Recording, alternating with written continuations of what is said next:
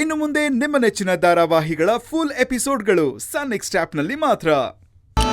Madam ತುಂಬಾ ಚೆನ್ನಾಗಿದೆ. Beautiful design madam, beautiful.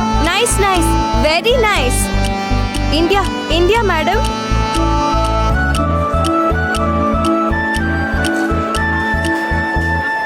Madam ನೋಡಿ, ದಾವಣಿ ಎಷ್ಟು ಸುಂದರವಾಗಿದೆ.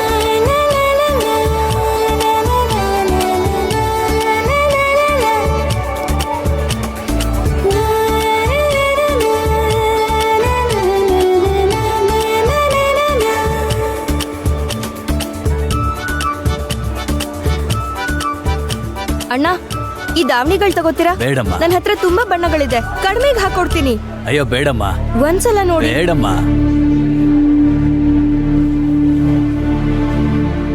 ಪಂಡಿತ್ರೆ, ಅಷ್ಟು ದೊಡ್ಡ ಕುಟುಂಬದವರು ನಮ್ ಹುಡ್ಗಿನ ಹೇಗ್ ಒಪ್ಕೊಂಡ್ಬಿಟ್ರು?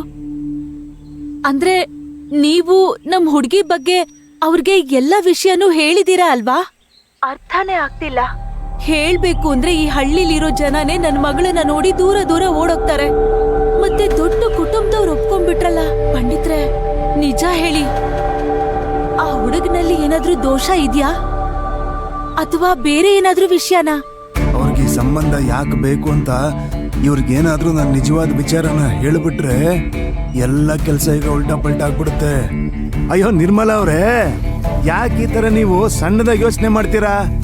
ಜಾತಕದಲ್ಲಿ ಏನಿದೆ ಅಂತ ಅವ್ರಿಗೆ ಗೊತ್ತಾಗಲ್ಲ, ಅಂಥದ್ರಲ್ಲೂ ಅವ್ರು ಒಪ್ಕೊಂಡಿದ್ದಾರೆ. ಈಗ ದೊಡ್ಡ ಮನುಷ್ಯರು ದೊಡ್ಡದಾಗಿ ಯೋಚನೆ ಮಾಡಕ್ ಶುರು ಮಾಡಿದ್ದಾರೆ. ಇಂಥ ವಿಚಾರಗಳನ್ನ ಅವರು ನಂಬೋದಿಲ್ಲ.